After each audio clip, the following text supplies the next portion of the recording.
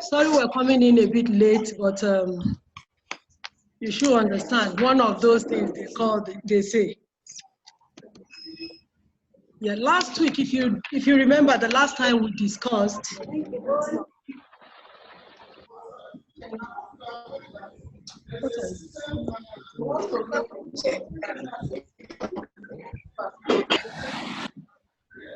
if you remember the last time we discussed, we were trying to sort out. Stay on.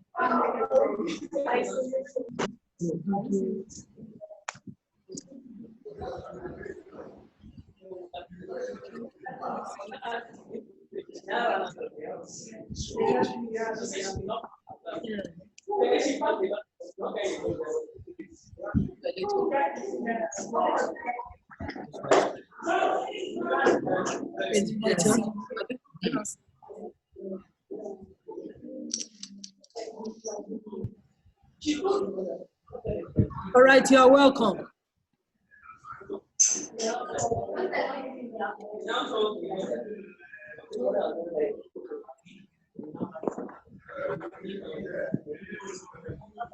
If you remember the last time we discussed, we were trying to find out, we were trying to explain the term listening and who a listener is. And then, of course, we also tried to discuss the importance of comprehensive listening activity. I would advise that you mute your audio. I've sent that chat to you. Mute your audio so you are not intercepting this.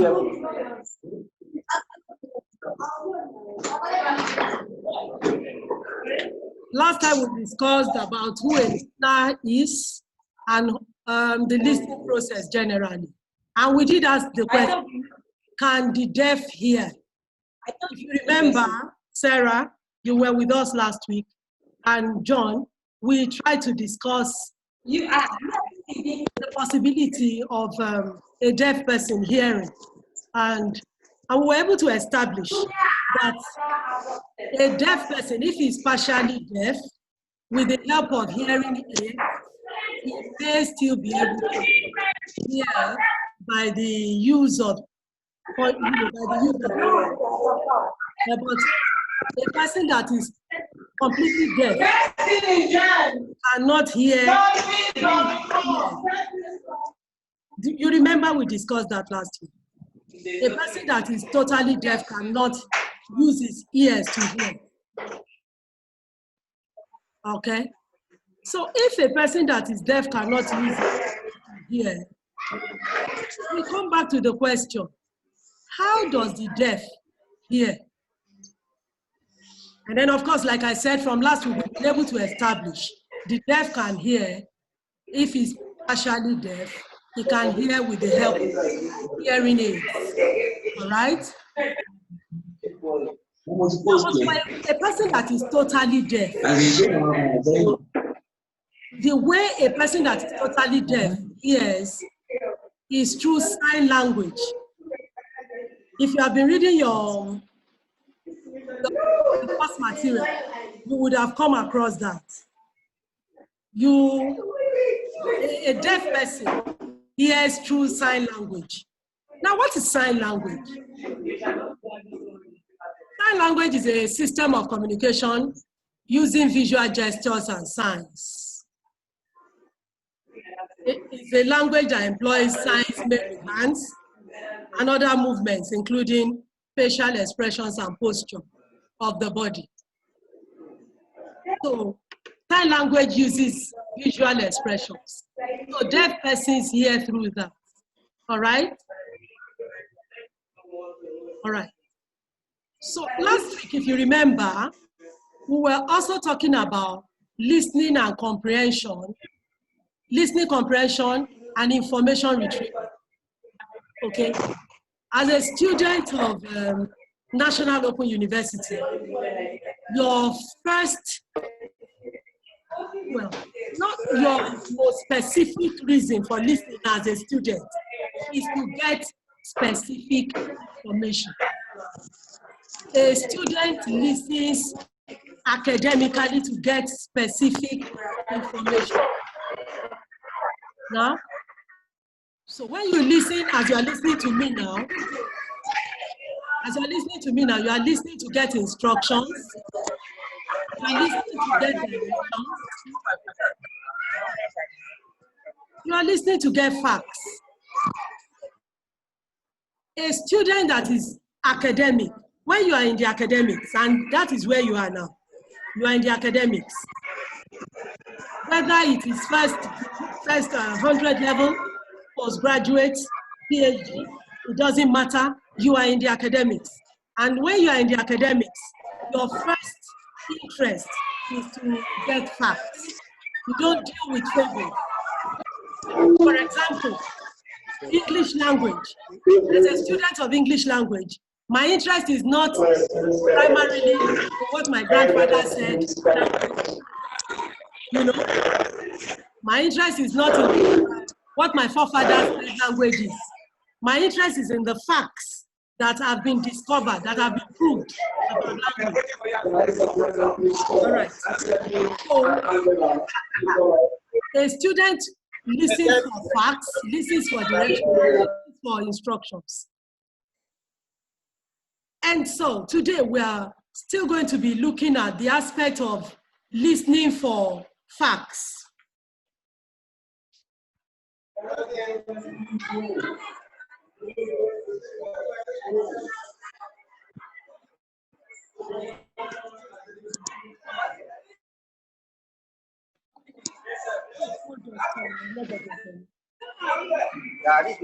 The aspect of listening for facts.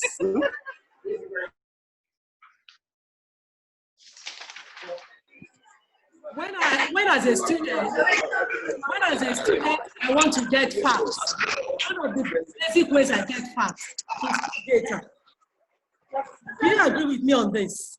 You've heard about data, right? In academics, you deal with data, a lot of it. Okay? And now, what do you mean by data?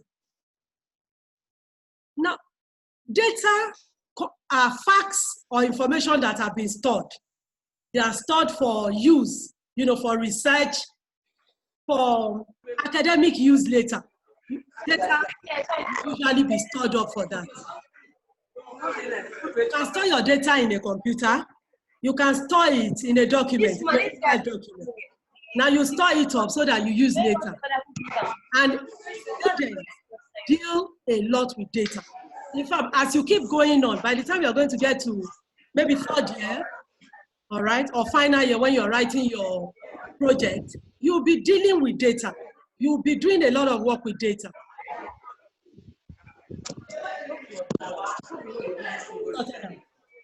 You'll be dealing with a lot of data. Now, data, like I said, you collect it over a period of time and you store it. And where do you store? Data will usually be stored in what they call data bank. Data bank is not your commercial bank. Okay? Your data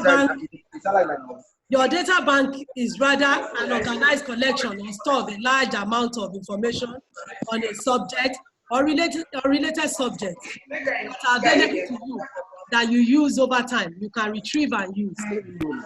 All right. I hope we are following me. Sorry, this afternoon, I hope I'm not.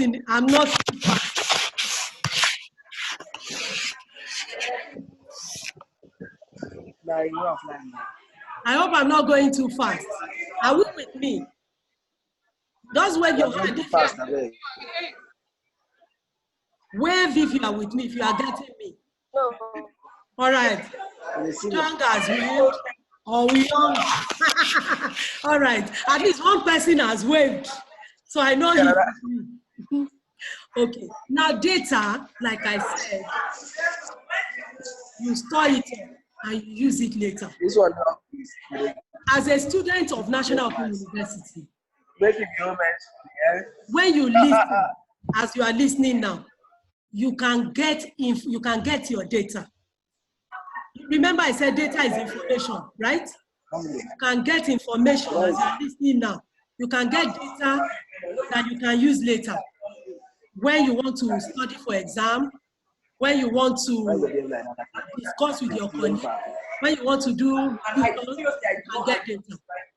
Are we with me? Now, data can come in form of, as we are speaking now, data can come in form of percentage. I can mention percentage. I can mention year. I can mention figures. I can mention diagram. I can refer to a diagram. I can refer to a chart. And I can refer to tables. These are ways in which you get it. Are we with me?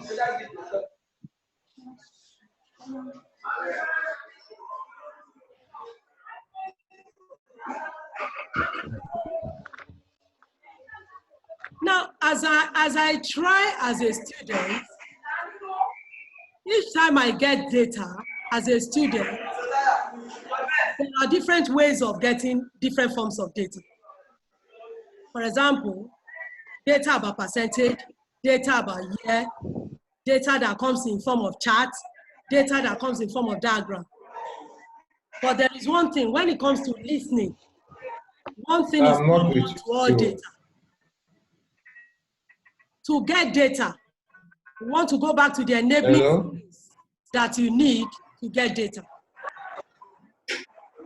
A common enabling skill for getting data, in whatever form it comes, is that you must listen attentively. You must listen attentively to get any form of data, either diagram, chart, to be able to understand the information. You know, you are listening so that you can understand. Listening is all about understanding. Listening is about comprehending. So to comprehend data, to comprehend facts, remember we said you are listening for facts as a student. To comprehend facts, you have to listen attentively. And talking about listening attentively, could everybody mute their audio? Thank you. Now, this is an example of things that can disturb people from listening. When you allow noise to enter, people will not be able to understand, will not be able to listen effectively. And once they cannot listen effectively, they will not get the information they need to get. And because of that, they will not be able to give the necessary answers that they need to give later. So as a student, when you want to listen, you must get rid of all noise. And that is why we said one thing that is common to all forms of listening activities is that you must be attentive. You must get rid of all noise so that you can focus. Okay, but let's now go to the strategies we need for the different retrieving information from different data, different forms of data as we listen. For example, if I have percentage, we all know what percentages are. 50%, 30%, 40%. If I'm listening to a lecture and percentage is being mentioned in the lecture, how do I comprehend that data? You need to, for percentage, you will need to take down notes. As you are listening, you are taking down notes. And then you relate the percentage to what the data is all about. As you are listening and the lecturer mentions 50%, for example, you can take down part, you can take it down, you note it. And then you now try to relate it with what is the implication for the data, for the information that is being passed across to you. Let me give an example. If, for example, I tell you now that 50% of modern marriages end in divorce. I don't, okay. I'm not sharing your screen. So if I say 50% of modern marriages end in divorce, what does that mean? for you as a student that is listening. Are you seeing the strategy now for percentage? 50% of modern marriages end in divorce. What does that mean? Does somebody want to try? What's the implication of that 50%? And if I say 50% end in divorce, what's the implication? Implication means that half of people that get married will lead to divorce. All right. After some time. Yes, thanks, John. That is it. And that is the meaning. Are you seeing the strategy? You had 50%. You have to connect 50% to what is the lecturer trying to tell me? What the lecturer is saying is that half of the persons, the marriages that are coming up in modern times, half end up in divorce.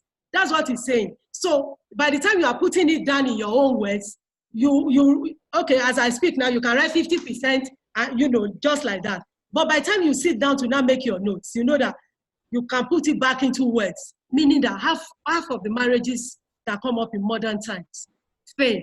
That's the implication of it. So that's the strategy that you can apply for percentages, for years, and all that. How about if I meet a sketch, like a cartoon, for example? If I show a cartoon as a lecturer, how do I as a student listen to be able to get the information out of it? Now, you may need to, when you are being shown a cartoon, or okay, for example, it may not even be a cartoon. Let's take biology, for example. Maybe they show you a drawing of a fish. Your lecturer shows a drawing of a sketch of a fish, for example. Okay, if I have that kind of, how do I get information out of it? The implication is that I may need to label that fish, you understand? Okay, so I will pay attention to the figure that is being presented. Meanwhile, as I'm paying attention, I hope you know I'll also be listening at the same time. So I'm doing two things at the same time. I'm looking at the fish, the drawing of the fish, and I'm listening to the lecture at the same time. So I pay attention, and as the lecturer is talking, perhaps he's drawing my attention to the different parts of the fish. He's not putting the fish there just for me to see it. We see fish every day, right? So if he brings a fish sketch to the class, there must be a reason for it. Maybe he wants to show me the parts of the fish, right? So as he's talking, I'm listening to him, and I'm trying to follow the parts that is I'm tracing the parts that he's mentioning while I'm listening. And of course, to do this, I must be observing the image also. I'm observing, I'm listening to him at the same time. I'm trying to identify the parts that he's talking about at the same time. You get it? And I must be fast in listening and in tracing. When you are working with a sketch and you are listening at the same time, speed is key. Because he may mention the fin, then he goes to detail, and he comes to the scale. So you've got to be fast. You get it? So you must think fast in order to relate what is being said orally by the lecturer with what is being presented in the data. Now for diagrams also, we will need to adopt the same strategy. When I have a diagram in class and I'm speaking at the same time, the student will have to do two things at the same time. He must listen to what I'm saying.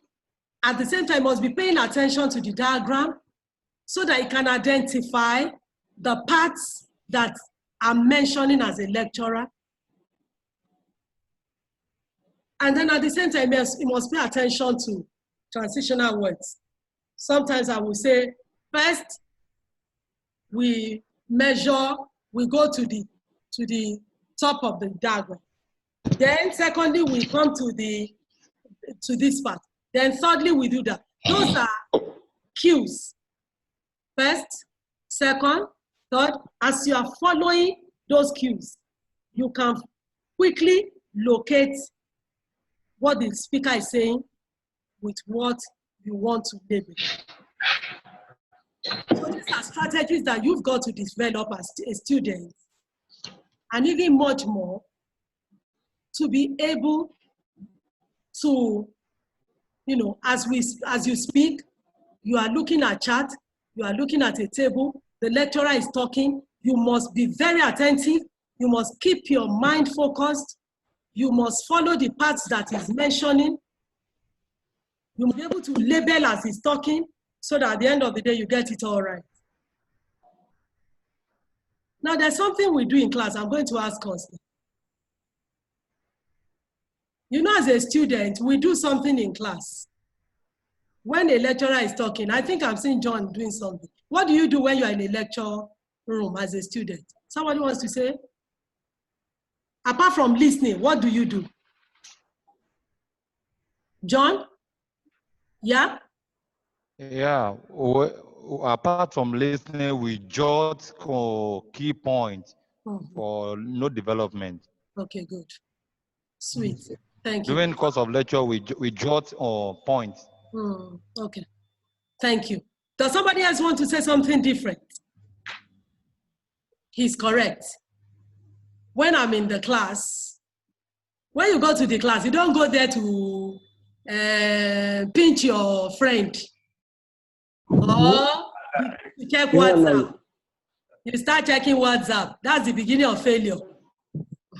That's not the place to do WhatsApping. When you go to class, apart from listening, another thing that you do is that you do, John said you jot points. Okay? You do what you call note. You know, there's something they call note taking. Note taking and note taking. When you go to class, there's a reason for which you take. Now,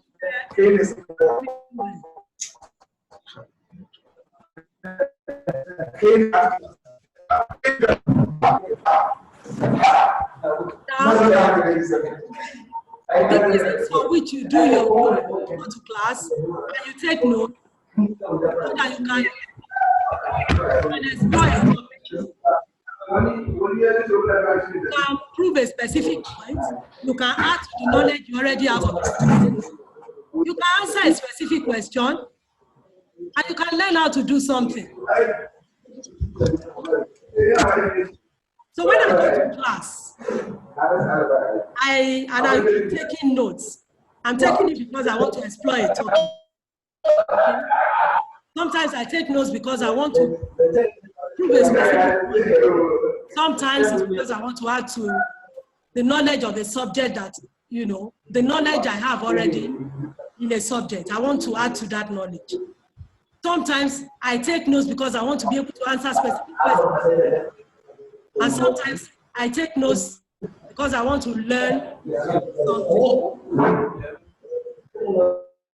Out of all these points I have noted now, I know that students sometimes, the reason why they take notes is so that they can answer specific questions in exams.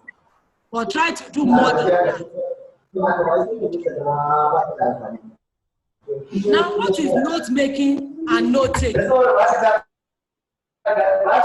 making and note taking.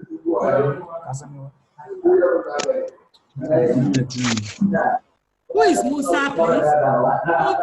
Hello, Musa, mute your audio. Okay.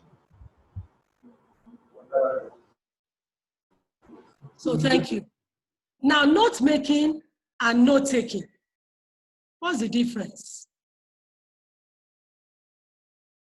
Joseph, you want to say something? Okay, no problem. Now, note making and note taking, they relate to the same thing, but in a way they are different. I take notes in the class. I take notes when I attend lectures. I take notes when I go for a seminar.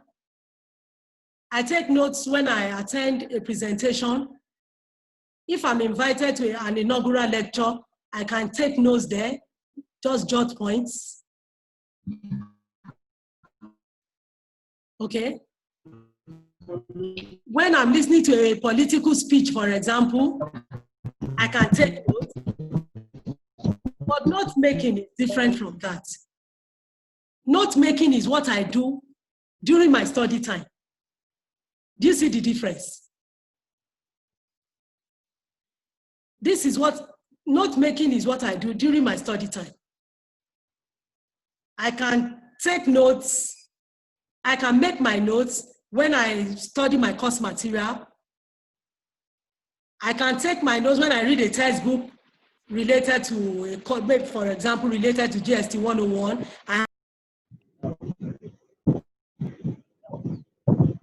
Hello, as I was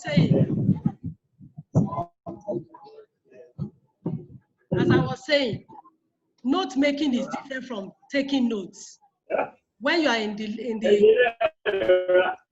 the class, you take your notes. But when you are studying on your own, you make notes. That's the difference. So even the notes you have jotted from your class, the notes you took in the class, can form part of the material you will use for note making later. You understand it now?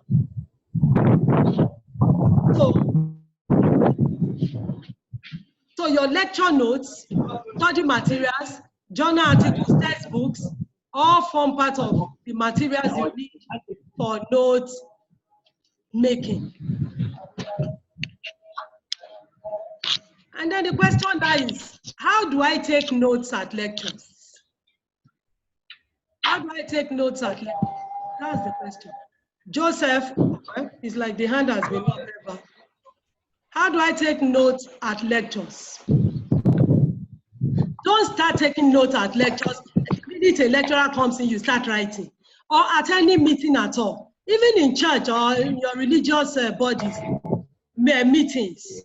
As soon as the speaker is talking, you are writing. You are never going to get the G. In fact, if you check that note later, you just discover it's full of irrelevancies and all that. Listening activities that is effective in note-taking requires that, first of all, you will calm down and allow the speaker to talk. Let the speaker start talking. Listen carefully, first of all. Don't just start writing. And then, when the speaker has started speaking, you start listening to what the speaker is saying. Not that you are just listening. You listen to what the speaker is saying. So, and then you now begin to try to understand what the speaker is saying. You start taking notes when you understand. Don't just keep writing. Take notes when you begin to understand what the speaker is saying, the direction the speaker is going. That's when you start taking your notes. All right? Then, what do you jot as notes in your class? Write summary, or what we call main points. You know, when the speaker says, we went to Mushin yesterday, you would also write, we went to Mushin yesterday. It will take you a very long time to finish, to get all the gist. It will take a long time. And then, you use abbreviations. As much as possible, you use abbreviations. We're scholars. We know what abbreviations are. All right? In fact, I said I was going to do something. But I don't know if that's going to be possible. But abbreviations, we know what they are. So use abbreviations. But I want to warn that you don't overuse abbreviations. Sometimes when you overuse abbreviations, the tendency is that you will not, by the time you pick your notes, it may become difficult, you know, to understand some of the things you've written. Okay? Then use symbols. You know the modern, you know the computer symbol for and there are so many symbols. You can use symbols as long as you know that you will understand later what you are writing. Then you necessarily don't have to write full sentences. Just that point. But make sure you're not also too brief to the point that by the time you pick up the point, you really can't understand. You don't have the meaning is lost. Don't be too brief, all right? Then make sure your work is neat. Let what you are jotting in, your notes in the class, let it be neat, let it be organized. Because if it is not, by the time you sit down later to do note making, remember I said that what you write in class can also form part of your material for your note making later. By the time you pick it up to, to develop your notes and get ready for a successful exam. If the note is not clear, is rough, it may not be useful to you. All right, now how do I listen for main ideas in the class? By the way, what is a main idea? What do we mean by main idea? Main idea is the central thought. It's the central thought. Some people call it the thesis, the central thought, the important aspect or point of what we're saying. I've been saying some things for some time, but there are main ideas. There's a central thought. That is the one you go for. So how do I listen for main ideas? Main idea sometimes comes at the beginning. A lecturer comes to the class, he just tells you the topic of what he's going to be discussing, so you know what he's talking about. Sometimes a speech or lecture or presentation does not come like that. The speaker will come, he will first discuss a lot of things before he goes into what he wants to discuss. So if you are lucky, the main idea may be announced from the beginning.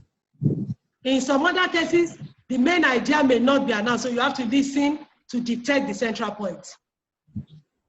Expressions like the first point, the major point, first, second, third, could be indicators of ideas in the work. When a lecturer is saying the main point in this lecture, or the first point, or the second point, those are ideas already.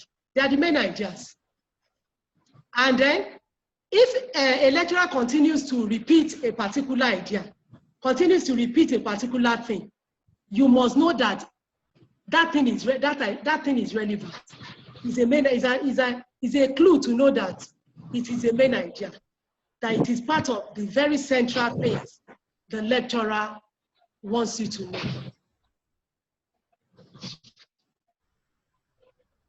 And then, what other way as a student can I detect main idea? Through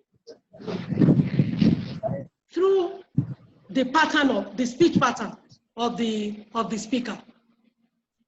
Okay, you can know through the speech pattern of the speaker.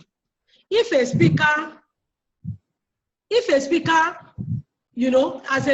you've seen a lecturer, you've come to discover that this particular lecturer, the way he does his thing is that he will, when it comes to class, he will first give illustrations and all that. Then you know that you have to calm down and wait for the main idea to come. There are some other speakers, you have seen his pattern. His pattern is that each time he comes into class, he will just go straight to his point. That is his own speech pattern. So through a speech pattern, you can get to know main ideas, you can get to detect main ideas from a speaker. You can get to know how a speaker presents his main ideas, and it will be easy for you. So when your lecturer is speaking or something, you begin to, monitor his style to know the way he does his things. Okay? Now I'm going to share something with you now. If you check online now, I've been discussing with you note-taking, note-making. Now I've switched to your course material, page 31 of it. There are teasers here to check if a student knows when he should do note-making or do note-taking. Now, when reading a book in the library, which one will you use? Is it note-taking or note-making? Somebody wants to answer? Not making. Sorry, Sarah? Not making. Great. Not making. Not making. Yes. When consulting an encyclopedia. Not making. Not taking. Not Who said taking, no? Not taking. Please. When consulting an encyclopedia, it is not making. Not making. It's not making. Thank you. When reading a recent journal. Not making. Not making.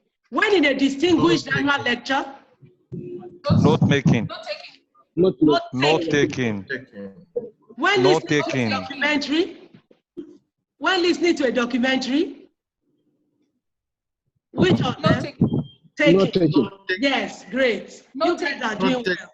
It's taking. When you are in the reference section of a library, making or taking?